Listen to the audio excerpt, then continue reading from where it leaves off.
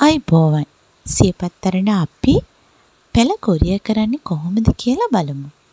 මුලින්ම ඔයාලා අපෙන් ඉල්ලන පැල වර්ගවල නම් ලියා ගැනීම මේ විදිහට සිද්ධ කරනවා.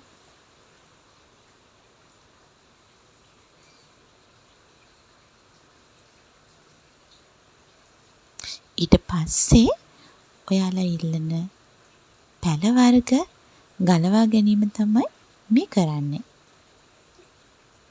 මේ නෙළුම් පඳුර ගලව ගන්නකොට මුල් වලට ඒ වගේම දළු වලට හානියක් වෙන්නේ නැති විදිහට ඉතා පරිස්සමින් ගලවා ගැනීම කරන්න ඕනේ. මේ වීඩියෝ එකේ බලාපොරොත්තු දෙකක් තියෙනවා.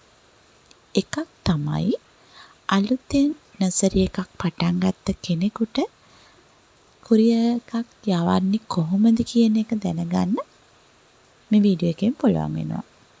අනිත් කාරණය තමයි කොරිය සේවාව මගින් පැල ලබා ගන්න ඔයාලා ළඟට එන පැලය කොයි විදිහටද එන්නේ කියන එක පිළිබඳ අවබෝධයක් ලබා ගන්නත් පුළුවන්.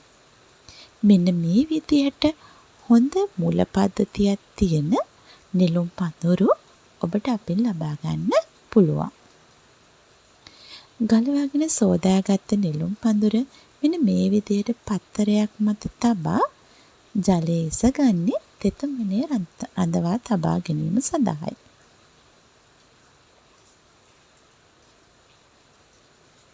මේ විදිහට ඉතා පරිස්සමින් නෙළුම් පඳුර ඔතා ගැනීම සිදු කරගන්නවා.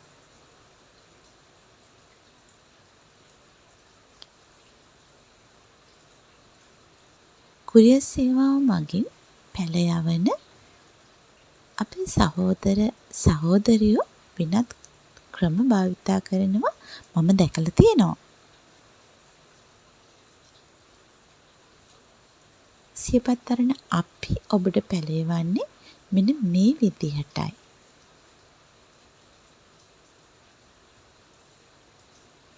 ඔබට අනිත් අයගේ ක්‍රමත් අත්අදා බලන්න පුළුවන්. හරි. ඉතින් අපි මේ විදිහට පරිස්සමින් ඔතාගත්ත නෙළුම් පඳුර නම් කරන ලද කවරයට දමා ගැනීම සිදු කරනවා. මේ තියෙන මානෙල් පඳුර අර විදිහම තමයි. ඊටාම පරිස්සමින් මානෙල් පඳුර මෙන්න මේ විදිහට ගලව ගන්නවා. මෙන්න මේ වගේ නිරෝගී පැල තමයි ඔයාලට අපෙන් ලබා ගන්න පුළුවන් වෙන්නේ. ගලවගත්ත මානෙල් පැලය නෙළුම් පඳුර වගේම පත්තර මිටුවක් මත තබා ඉතා පරිස්සමින් ඔතා ගැනීම සිදු කරන්න ඕනේ.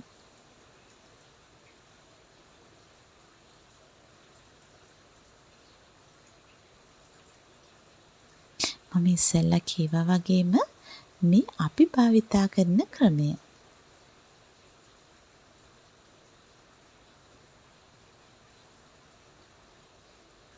වඩාත් පරිස්සම සඳහා මේ විදිහට පත්තර පිටුවකින් ඔතා ගැනීම කරනවා. මෙහෙම ඔතාගත්ත මානෙල් පඳුර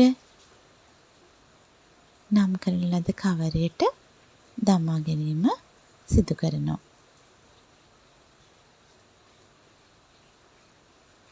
මේ තියෙන්නේ අපි කොරිය කිරීමට සකස් කරන ලද නෙළුම් සහ මානෙල් වර්ග.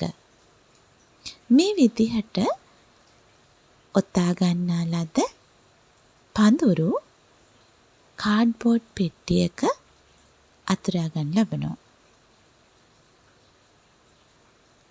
ඔබේ තොරතුරු සඳහන් කරන ලද එම පෙට්ටිය කුරියර් සේවාව මගින් ඔබේ නිවසටම ගෙනත් දීම සිද්ධ කරනවා. ඉතින් ආයෙ දවසක හම්බ වෙමු.